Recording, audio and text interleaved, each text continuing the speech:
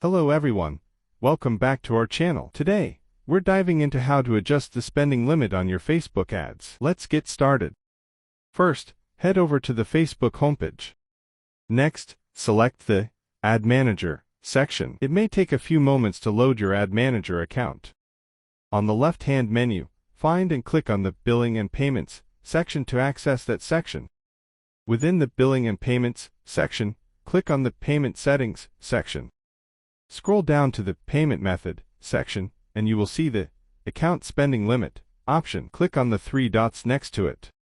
From the drop-down menu, select the Change option. Enter your desired new spending limit and click on the Save button. Review your changes to ensure everything is correct and confirm the new spending limit.